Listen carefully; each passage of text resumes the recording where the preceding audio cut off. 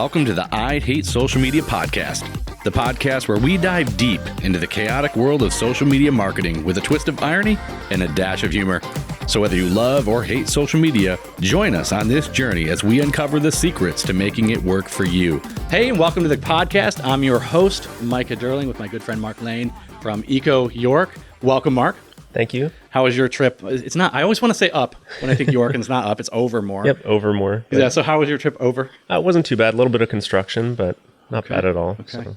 Now, tell us about yourself. Tell us about your company, and where can people find you? So this is, because we always want to have a free sales pitch. By the way, I love socks. Can you see them on camera? They're Chips Ahoy Chips socks. Ahoy socks. If you're going to, you got to do it. I got to get a pair of loud socks. Like something with pickles. I don't know. Just something cool. You know, it's one of my Sriracha. I do Sriracha. I should do that. Sriracha socks.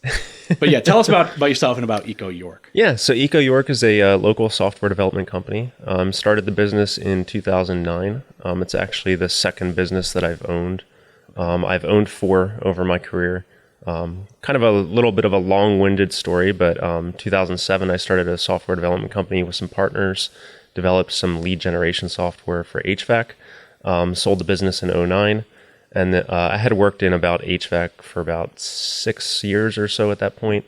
Decided to start a new business and just develop software for companies to help them develop solutions that save time and money in general. So that's really why I started Eco York.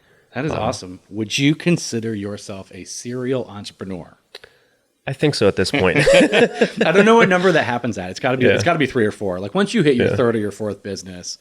Yeah, you love being an entrepreneur. Yeah. I just recently sold my 3rd business to my 4th. Okay. So there you go. No, that makes sense. Sometimes it's better to consolidate. In fact, we do that from time and time again with whether we have our video production company and photography company, and then we also have digitizing that we do now.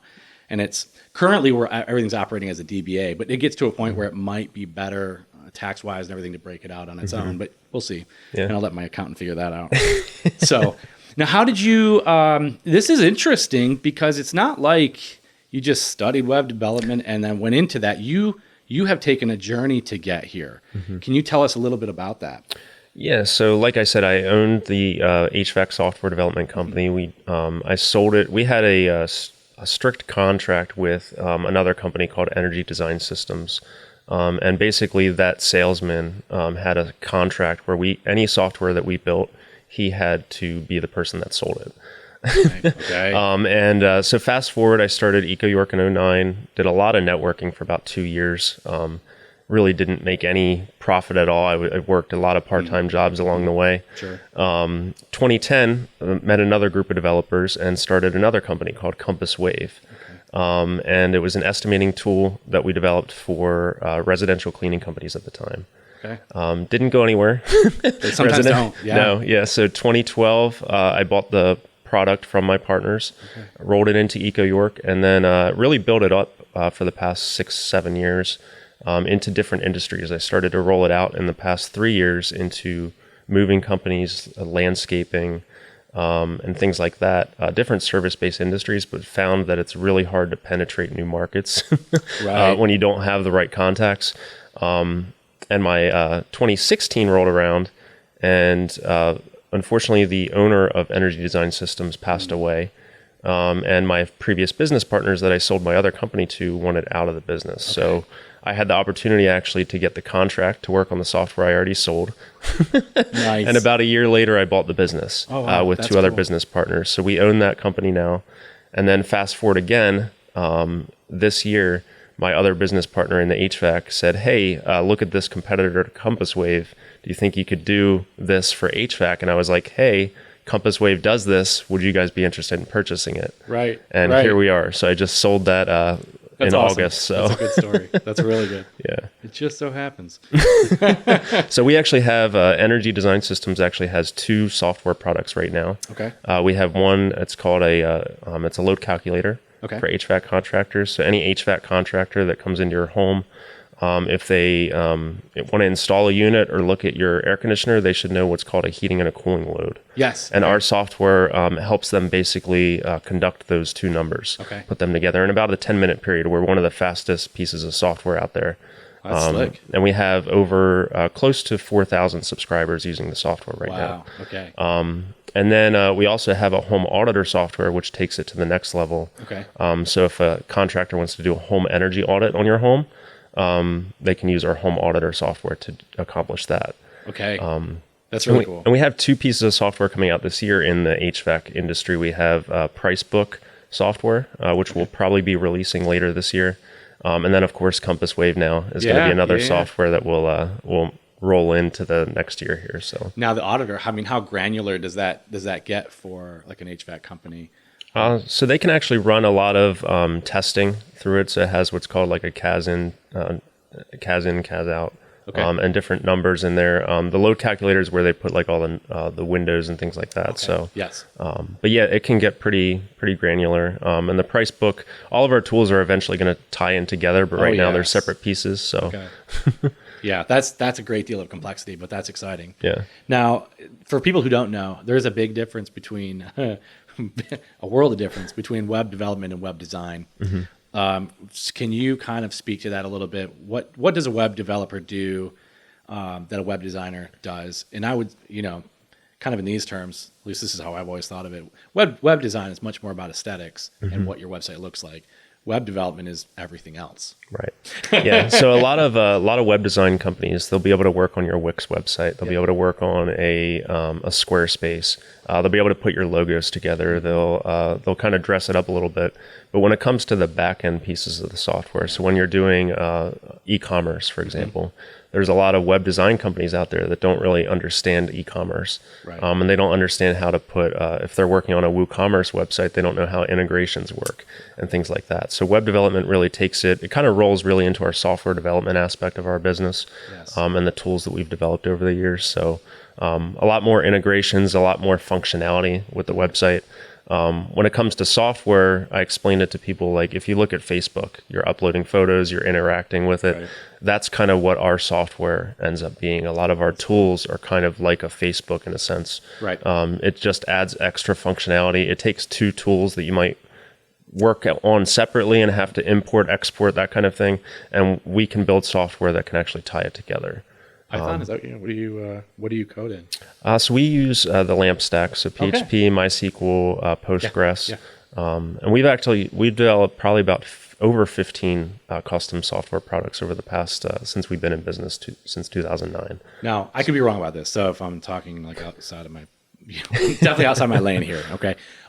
When you talk about coding and designing software, even within the sphere of web development, that is unique, right? Not all web developers are necessarily coders. Mm-hmm. Like a web developer does not necessarily create custom software. Right. Yep. Okay. So that is something that is unique to what you guys do that sets you apart from others who might say, yeah, I'm a web developer. And they might be doing a good job in that, but there is a limit if they can't create software. Mm-hmm. There's a limit to how far that can go. They would have to reach out actually to somebody like you to fill in that gap, whereas you would be a more holistic one-stop shop for solutions. Yep. Wow, that's pretty cool. Yeah. Now, as you look over the landscape, right, you've been in this business for a long time. I mean, since 2009. In what ways do you feel like the industry has changed in terms of web development and some of the way websites are used and that sort of thing? So it's kind of interesting. I think when I started in 2009, I did a lot of custom software in the beginning. Mm-hmm. And I think I want to say like 2009 to like 2011 or 12, there were a lot of software products that I was rolling out. It helped me kind of jump out of some of my part-time jobs to be able to go full-time into the business just because people were looking at trying to save time, save money. And the amount that we were charging for the custom software fit their budgets at the time. Yeah. But I think there was a little bit of a gap between like I want to say like 2014 to like a little bit after COVID actually, where we had like a little bit of a stretch where it was mostly we were focusing on the web development. I was focused on my SaaS products within the business and things like that to grow the company. But there wasn't a lot of custom software being built just because people didn't have the money. They also didn't understand how to integrate different pieces of software and things like that. Right. So I think that's kind of a little bit about how it changed. Yeah, and I think somewhere along the way, there were a lot of software that came out that wasn't robust, but it looked good on paper. So it was fine until you went to use it. Yeah. Then it wasn't so great, and you wish you would have gone with the more custom solution. Yeah. So yeah, the marketplace has definitely changed that way. Do you guys with web development?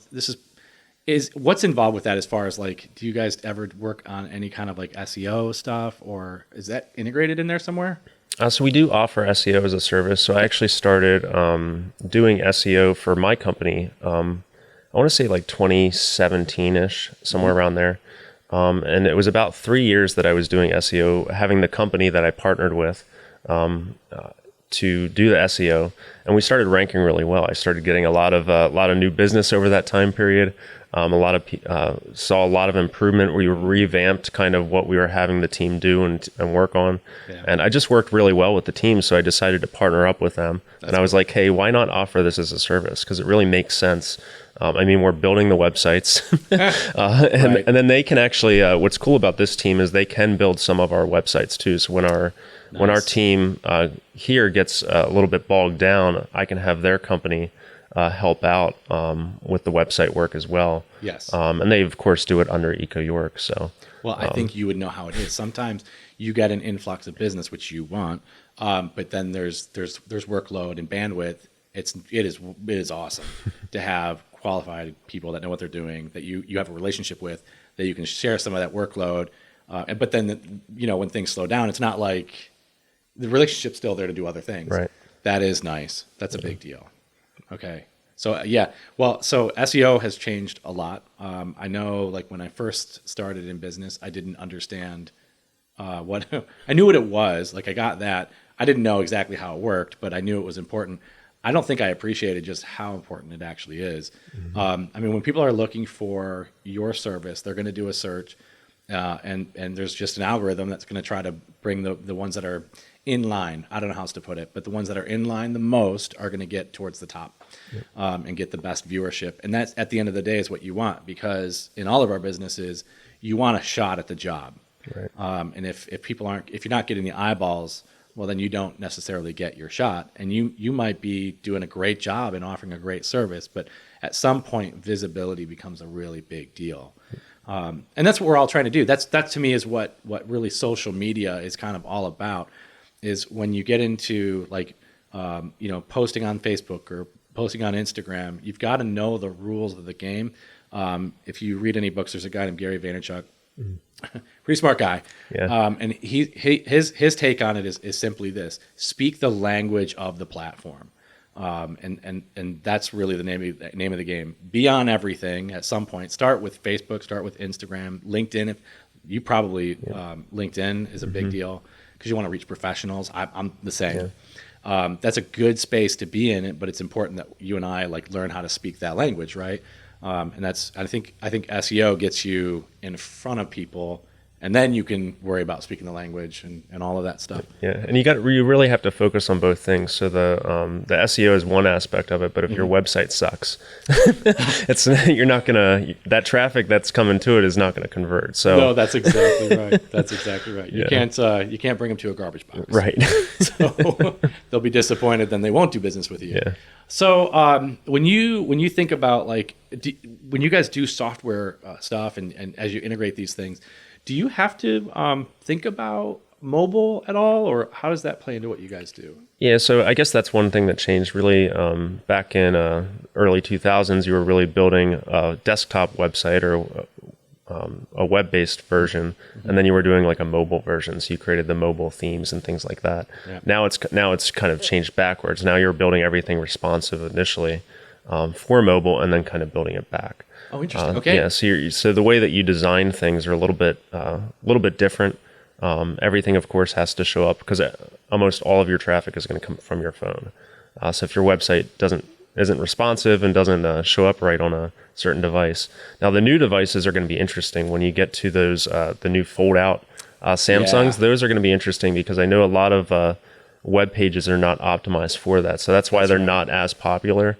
But I know they're coming out with new versions of those types of phones now again, I think Google is actually rolling one out. So it's going to be interesting to see how popular that gets, and then what that's going to change as far as web design. Right. Yeah, because I mean, you wouldn't think because it's not quite a tablet look. Right. It's not quite the tablet size. It's a completely different size. So everything would still be kind of too small to do it like natively, and how it looked. For the website. That's interesting.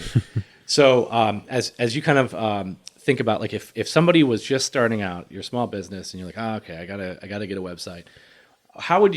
What advice would you give to somebody as they think about maybe not necessarily web design, but more like, what tools would you recommend they go to? Should they start with a Wix or a Squarespace, or would it be better for them to say, go to a guy who can get you started with even if it's an inexpensive WordPress? How do you see that?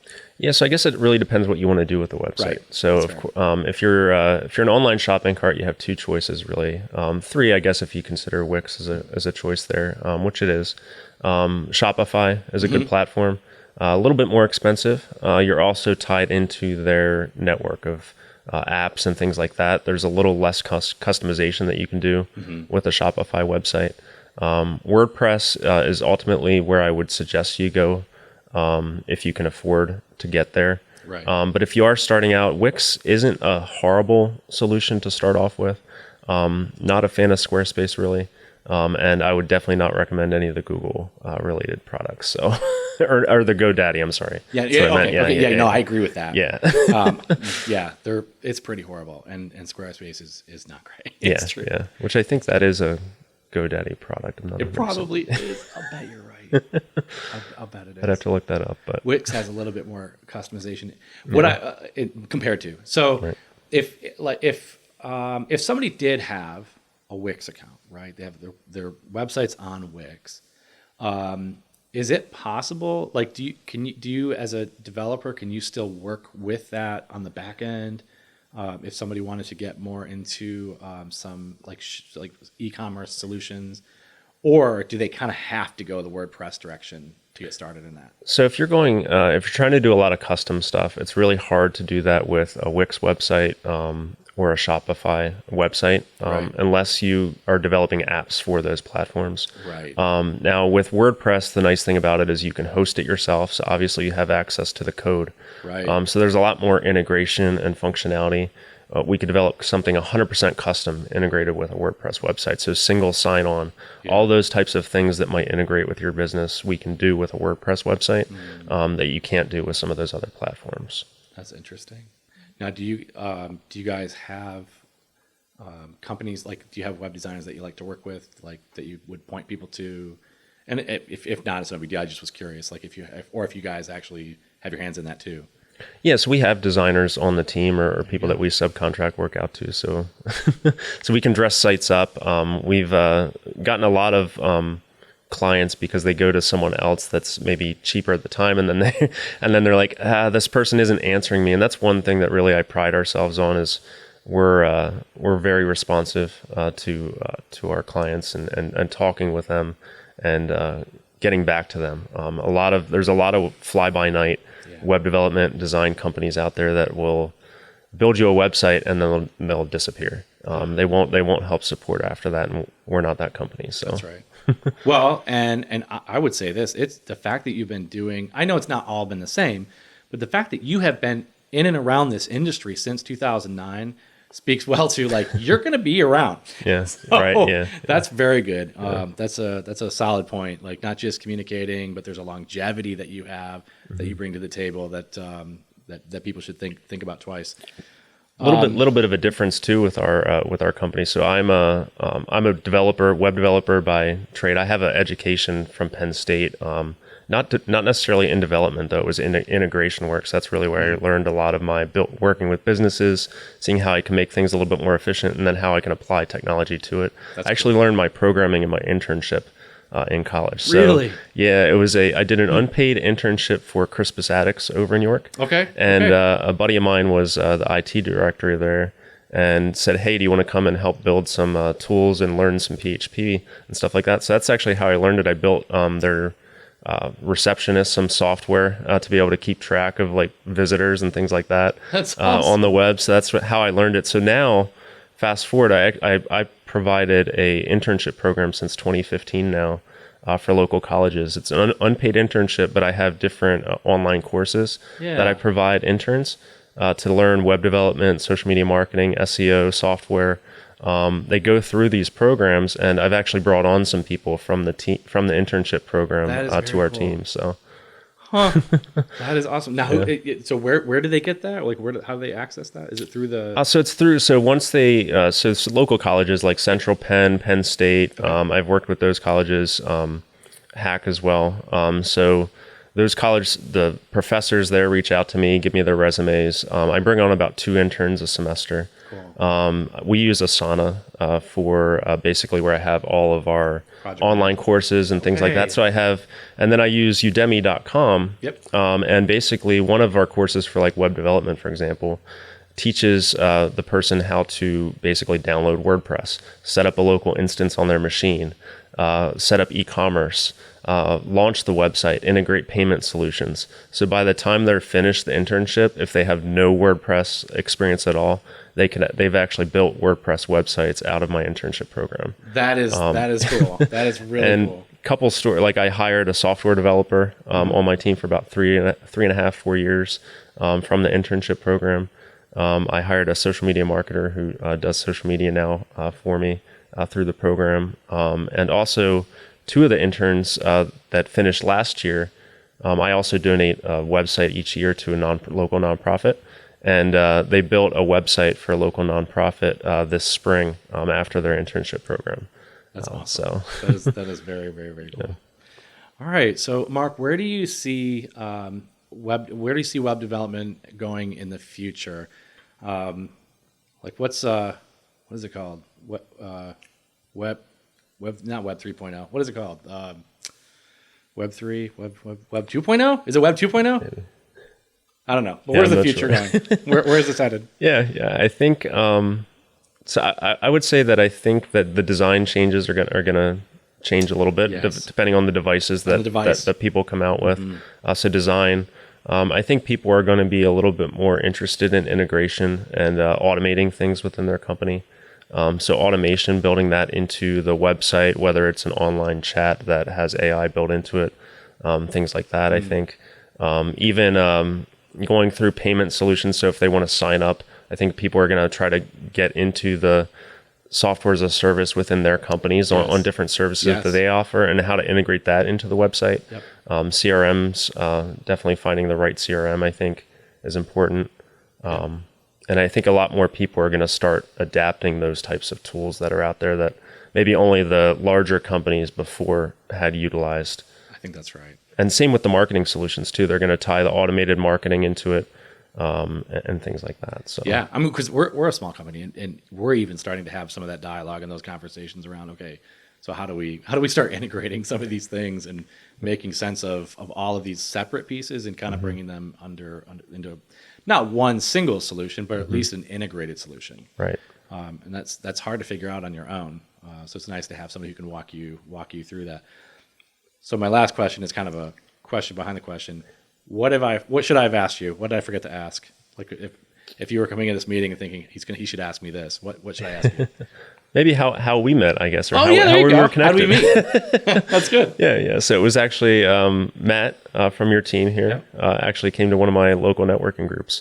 That's and it's kind of interesting because he came to the group through video, and we haven't really had a lot of video people come to our group. Right. And one of the things that caught my attention initially was, of course, that you guys can convert digital audio from those old videotapes. I forget what the name of the one that we actually use or that we gave you guys to work on. VHSC or is it the VC? Yeah. Anyway. Yeah. Yeah, but it was one of the older camcorder tapes, and my grandfather had traveled a lot and taken video his whole life of these different places and amazing. Just amazing travel destinations and things like that.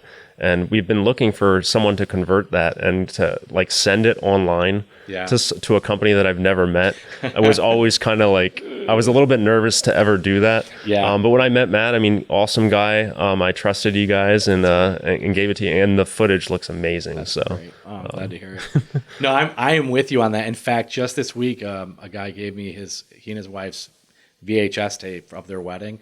And I'm just looking at this thing going, my word, this is like the only copy on the planet.